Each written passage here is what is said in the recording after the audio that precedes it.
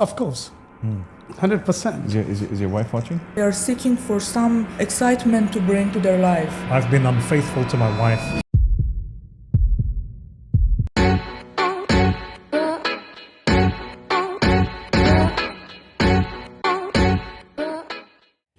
Hi everyone, welcome back to the Menarchy podcast with me, Chris. I am joined as usual today by Wilson and Sumit. Thank you guys for joining me again. Hi, Chris. Awesome Thank you for to be here, having man. us. And today we have a special guest, Saba, who is a psychologist. She's going to help us talk through today extramarital affairs and why they happen. Thank you, Saba, for joining us again. You're welcome. And so look, what to say about this topic? This is one of those ones that men and women are going to see very differently, I'm sure. But let's open the floor. And I just want to ask you, Saba, how would you define extramarital affairs and why do they happen? How to define it is very easy. Mm-hmm. Everything you do out of your marriage is an extramarital relationship. And why it happened? So many factors will affect this. Like personality type, sexual satisfaction, like parenting styles. The way they are grown up, people are grown up, and the way they communicate to their parents. So many different factors will affect this. Wilson, is it wrong to be unfaithful? Of course.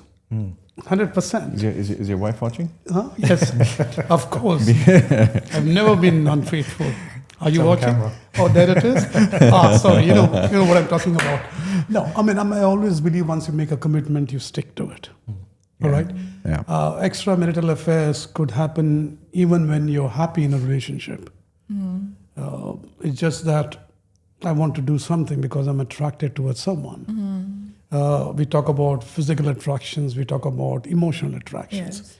Keeping that aside. Because it's something internal. Internal. It doesn't related to the communication, Exactly. a mutual one. It Exactly. is something that you feel internal. Exactly. But then even though, as you rightly said, So you can be happy in a mutual communication and yet you can and feel something internal to do this. and yet you can have an extramarital affair. So how do you actually define that is termed as adultery now? Isn't So it? this is an interesting point. So essentially what you're saying is it's possible for you to have good, wholesome communication within your relationship or your marriage, but still want to seek extramarital affair. Yes, because as we told, we have effective relationship in 3 different levels.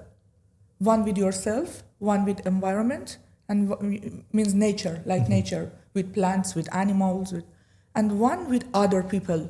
Maybe you feel good in communication with other people, not in communicating with yourself. Right. So it's an internal problem. Moreover, I also strongly believe that there is a biological element to this beyond the genetic factors, right? There is prevailing knowledge now available, and I'm sure you know this better than most of us, is that there is genetic inheritance when it comes to certain infidelis behavior, right? Outside of marriage actions, whatever you're going to take is often inherited. The second part of it is also that we don't understand biological expression of your emotions. As a man who is, and I'm not judging anyone here, 70% of all infidelity is established by men. It's good that you know it. The facts are the facts. Let's just be I honest. would disagree on this slightly, but We're all in the 30%. Wilson falls into the 30%. We're all in the 30%. We're good here, guys. We're all in the If even clear. you are disagreeing, statistics are showing. I know it's okay, but I'll talk about it later. But if you look at the emotional standpoint, I found something very interesting because I've read something about you having infidelis behavior when your relationship with the person and the environment, and maybe to some extent even with yourself is actually good, is purely an expression of how you manage your internal biology. What that essentially means is you could be at the greatest point in your career and had cracked the biggest deal. You're on a testosterone high and everything, and this was your inexplicable means of celebrating. And you made that mistake where your testosterone levels went up and you just could not control yourself. And it actually, in your mind, in every way and in every definition, it meant nothing. Yeah. And it was the equivalent of you opening the refrigerator and having a bottle of juice, but you just did it. Correct. And then you sit there and be like, what the hell have I done? And you were a slave to your own behaviors and your emotions because of that, maybe that environmental shift that you were in in that situation of ultimate power, in that situation of ultimate success. And it just kind of overwhelmed your emotions. You could not control it and something stupid happened. And I feel like this is one of those, it might be a subset of environment, maybe the way you said it, your relationship with the environment or your relationship with the self. But I feel like it also deserves its own spot that you just could not control yourself. Saba, we talked about the reasons, and I'm interested from your perspective as a professional. Do you see any signs that that a relationship is drifting before an affair actually happens? Yes. You know why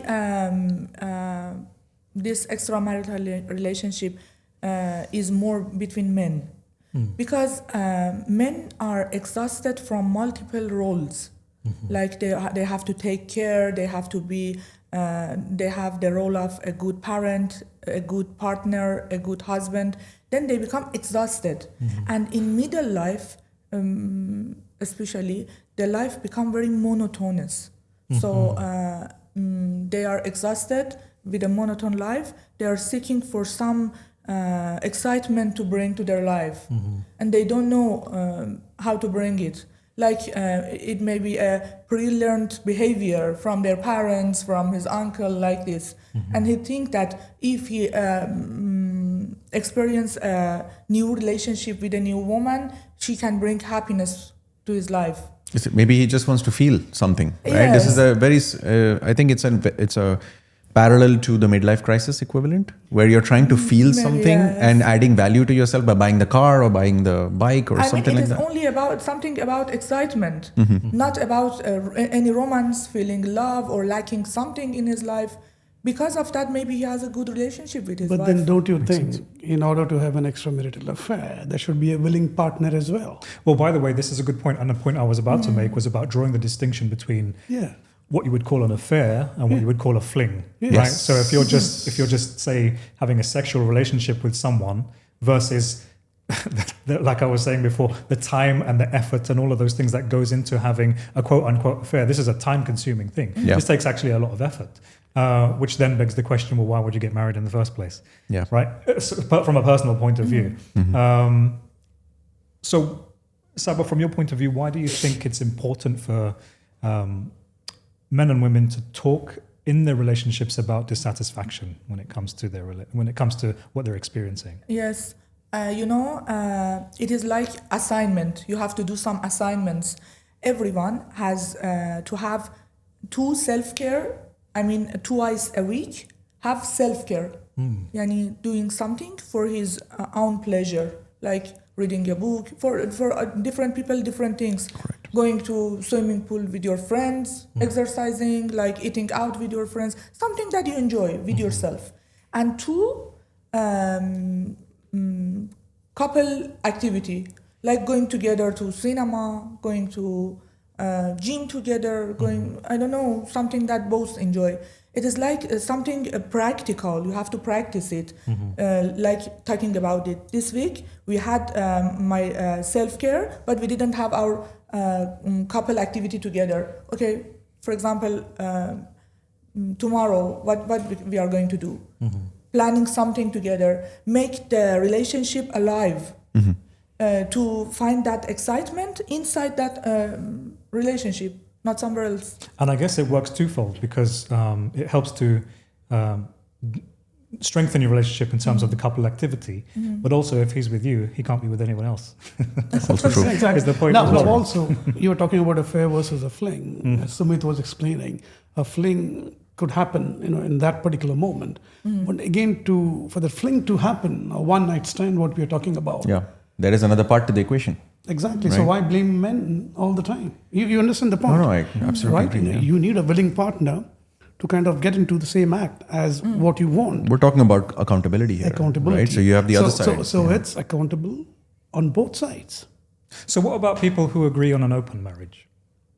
What do we say to these? And by the way, is that even a marriage? Is it almost going completely against the whole concept of what marriage represents? Okay, you answered this. Look, I actually don't believe in open marriage. I mean, a little while ago when we were having discussions, he explained, really well. I think he's the one should take it. But I always believe, and I keep on saying it. I mean, what is the use of marriage if you're not committed? Yeah. Yes. Don't get married. As simple as that. Kind of get engaged, stay together, live together, and say, this is yours, this is mine. Draw an agreement between both of you, and stay as is, isn't it? Because if you're married, you stay committed. As you rightly said, activity and all that, you tend to get bored. But it doesn't mean you kind of, digress in a different path or different kind of pathway and say, okay, this is what I need to do. I feel that's very strong what you're saying. Yeah, I mean, because I don't think you have to understand the inherent fallibilities of being human. So as a man or a woman, left to your own devices, you're going to do what's selfish and what's in your best interest. Of course, there will be some moral checks and balances, but generally speaking, you will do what's best for you, right? So when you come into a couple, it's moving away from your self-interest and your selfishness to the unit, right? So when you made those vows and those commitments, the only time you could go into any deviation is when both of them are 100% on board with not just the decision, but the consequences. Exactly. Right? And nobody talks about the consequences. They all talk about the decision. If you're in an open marriage, what we actually don't know is most open marriages fail. Yeah. In any sense of the definition of a marriage, they fail. Right? Either 90% of it has failed or 70% has failed, but it is a failure by its core definition. Obviously, it is open to be failed. Yes. Absolutely. No, even if they can sit there and swear to all the gods under the sun that, no, we're perfectly happy together. But we were discussing this a while before. You compartmentalize and you realize that a marriage will be defined by the vows you're setting in for family, for children, for emotional support, for sexual support, or sexual compatibility, whatever you want to call it. So you may sit together as a couple and define that in our open marriage, because there are many definitions, sexual can be with anyone, but the rest has to be here. Yeah, but what's stopping you from an imperfect individual to go out there and move from sexual to emotional? And you gave that hall pass to that particular person to fall prey to it. You know that person might make a mistake. So you jeopardize it. So you're equally accountable in that particular scenario. So why even open the door? Yeah. And also, there is some kind of a conscience in each and every one of us, isn't it? How could you cheat and then come look into the eyes of your wife and not feel anything about it? Yes. You get the point? But people can. People can. I understand. So how do they actually... Well, by the way, this leads me very survive nicely that? on to the next question, Saba, which is, how does infidelity affect a person's self-esteem and self-worth? I have to explain it in this way. Human being is moving between commitment and freedom. Like we see, everyone who is married is looking for some way to be free, and everyone who is free is looking for a love, like a marriage, something to be committed. So people are moving between these 2 points. Then it is very interesting that people in a marriage are experiencing commitment. They find an extra-marital relationship. So it is some kind of seeking for freedom. Then goes in that relationship and try to be committed in that one. Like they check each other, those two, I mean the third person. They check each other. He will tell her what time he will come back home, what time he will see her. So you are seeking for commitment, but in another relationship. I guess it's almost similar like to... it's endless. Yes. It's similar to if you have a job, you wouldn't leave your current job unless you've secured a future job. Yes. Right? True. So what you're doing is you're testing to see whether or not it's going to be worth taking this new job, and if this job is going to stick around before you hand in your resignation. It's nice because oftentimes a man will look at a relationship or a marriage as like a job. Yeah. If you think about it, right? I mean, there are responsibilities, there's certain KPIs you have to meet, and you have to show results, and That's why it's called midlife crisis, isn't it? You're testing yourself out in that market. Where do I stand at the age of 40, 45, 50, 55? Where do I stand? not necessarily you will enter into a relationship, but you need to know your status. Okay, I'm still good looking. I'm still, Yeah. I've still got Still this got it. looks. I've Yes. still got that killer look at me. Like a reevaluating. Like kind of an ego thing. Yeah. But you don't think that that is a function, and this is something I would love to hear from you. It's not a function of how your partner treats you? No. Not at all? Something internal. No, it comes, I'm sure it's internal. There's no doubt about the fact that it's internal, that you want validation, you want to feel better about yourself and know what your market value is and Yes. worth and all that. But how much of it would be dependent? Let me rephrase it. Yes. If your partner actually makes you feel largely fulfilled. So of course, they can't completely remove all of that I feeling. get the point. Yeah. As an adult, you have to learn how to be demanding in a relationship. Like, for example, in your marriage, you are not satisfied with the way you communicate each other in front of people, or your sexual relationship. You have to learn how to demand your needs, how to demand for your needs. Okay. If you don't know how to like taking your right in a relationship, in no other relationship you won't be happy. Fair enough, actually. Do you It's very think that interesting. a midlife crisis for men, first of all, is this a real thing? And is it a contributing factor in why men seek relations outside of a marriage? Yes, of course.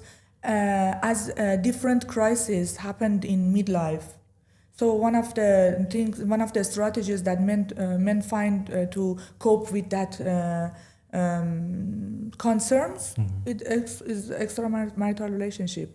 Like they search for excitement, for somebody who take care Meaning. of him, or meaning in life. Meaning. To reevaluate his whether I am good enough to absorb a woman or not, like this. Can a relationship recover from it once infidelity has happened? Of course. Yeah. How so? Even sometimes it will be more better. Okay. Like I was about to mention that actually. yes, like a common sorrow make them closer together. Interesting. Yes. Although, would you say that the infidelity needs to happen on both sides in order for that to be the case? Is it always? Can we expect that if one partner is seeking relations outside of a marriage or relationship, that the other person, hurt as they might be, and put the responsibility on them to recover from it, and we don't have anything to recover from? Do you know what I mean? No. So for example, I've been unfaithful to my wife, and so what's happened is I can't expect that she's going to recover from that infidelity in the same way that I would as the perpetrator, because I don't have anything to recover from. I'm the one that's done the wrongdoing, but she is the one that has to recover Yes. She has to mentally face and the consequences. emotionally from those She things. is the one to be to have to be recovered. Yeah. But the person who is, the person who did the main fault, he also has so many problems that Yeah. could be somebody could have to take care of him also. Yeah. Well, I mean, Like by a the way, therapist. yeah, of course, and it can't be your wife, Yes. right? Because the same person Because- that I've just heard, I can't go to her and tell her about Yes, all my it is, internal problems, right? For sure, it is not his That's, wife. that's Yeah. like the murderer asking the victim, is like, help Yes, me. exactly. What happens is infidelity, once it's exposed to your partner, irrespective of who it is, it's very, very difficult to recover. There is a possibility, yes, but then trust factor is broken. And I don't think, according to me, It takes a very long time, if it does even. Even if it does, yeah, because it is broken. Yes, you will come to a certain understanding. Both will be there together, but there will always be the deficit of trust. And Yes, but love it is very and related to culture. Exactly. In some cultures, it is much more easier to accept. In some other cultures, Culture no. is not. But I have an interesting question here about our independent biologies, right, in male and female. Now, a man being infidelis, in many scenarios, it's almost expected, right? I mean, if you look at it, there are countries out there that have normalized it. Japan, for example, the CIS nations, right? We're talking about Uzbekistan, Kazakhstan, Kyrgyzstan, all that. Like, oftentimes, they're actually mothers impart that knowledge to the daughters, saying that your husband might be infidel as well. As far as he's back to you and he takes care of the family and he sleeps in your bed, it's all good. It's okay. And it's the same thing with Japanese women on the street. They'd be interviewed and they'd be like, well, if he's with a sex worker, that's fine as far as he's committed to you. And that's all that is. It's just like, that's how men are, right?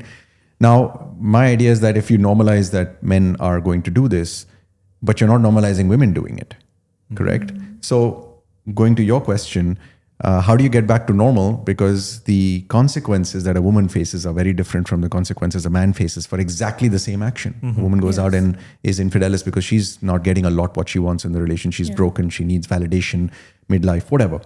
Man, on the other hand, can I feel get away with a little of it as opposed to a woman who has to face a burden? What is your thought on that? I think we have to consider men's situation. I think men's situation nowadays is much more difficult than women. Because there are women have a good network to convey emotion with them, like their friends, their family. They can talk about their emotions, but men no. So it is more probable for a man to make a fault than a woman.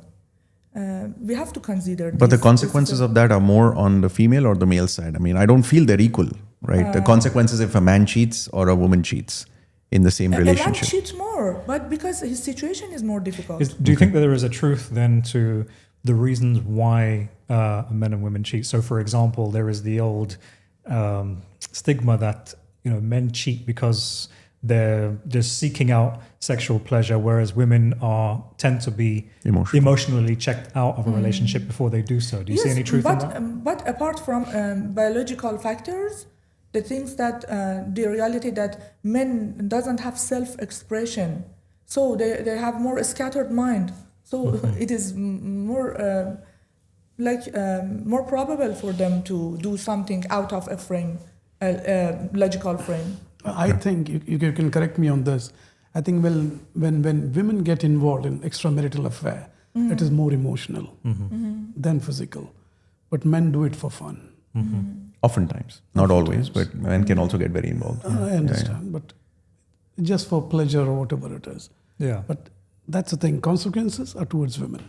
That's what I was thinking. Absolutely. At least from a societal perspective.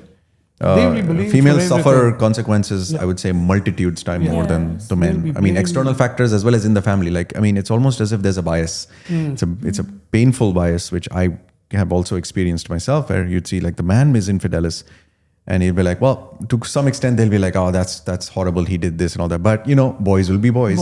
And then the woman does, oh, how can a woman do this? That's just wrong. That's just destroying the family. And she doesn't have, they're the fairer, at that time it's like they're the fairer sex. They're the better people. They're smarter than men are dogs, but women are not. How could she have done? I mean, no, she's human, right? She's capable of making an error too, right? So I feel the consequences are a lot stronger on one side than the other. If you get back to that point of repairing the relationship, it's far harder the other way, because even if both of them have been infidelis, oftentimes the man will find it harder to accept the woman's infidelity than it will be the woman accepting the man's. Agreed. I feel that. 100%. Right. Saba, I understand that you do have worked with couples in terms of therapy. Talk me through why it's beneficial for couples to seek relationship counseling if this is something they're going through. Before infidelity or after that? Both. I think if a couple take professional help for their relationship, maybe this infidelity won't happen anymore. You have to do something before this happen. We take our challenges, inner challenges, to another relationship, then that relationship doesn't work well for us, then another one. It is better to do something for that inner challenge to change the relationship. Because you're saying you're dragging it across every relationship rather than fixing it. What happens if they're fallen out of love? What happens if they're fallen out of love? There is absolutely no love. Because of the societal pressure, I want to be in this because I need to show the society, my kids and my parents, relatives that everything is okay. You're afraid of the consequences. Consequences, isn't it? What happens if you're falling out of love and you're just, as you rightly said, you're dragging and dragging and dragging. Comes a day you say, I just can't do this anymore. Yes. What happens then? At least exhausted. Nothing happened. Nothing, okay. It's time to let it go. Yes, people become, the person who do this become more and more anxious, different disorders, like even psychological research show that they suffer from, we say to that, psychosomatic disorders. Some pains that are not physical. They're not real, mental. but they're just manifested. After some time, they give up this, seeking for different women. You know what will they do? They go to different doctors. One day they suffer from headache. One day they suffer from an ambiguous pain in their legs, like this. And all of them are psychosomatic problems. Because he could, that strategy was not work well for him, was not working well. Now another strategy. The most important thing that you have to solve the major problem. These are only different strategies to cope with that major problem. Right. One thing I will say is I think the worst point that you can reach in a relationship, be it a marriage or otherwise, is when you feel contempt for another person. Yeah. I think for me that is the be all end all of any relationship. Once you reach the point where you are contemptuous towards someone, I really don't think there is any going back from that feeling. You know, because everything about your ongoing relationship or marriage will now be subject to that contemptuous undertone or under feeling inside that you're just at the heart of it. You just don't really feel the same way about this person anymore. Everything is wrong, kind of. Yeah. I think contempt is far worse than even disgust.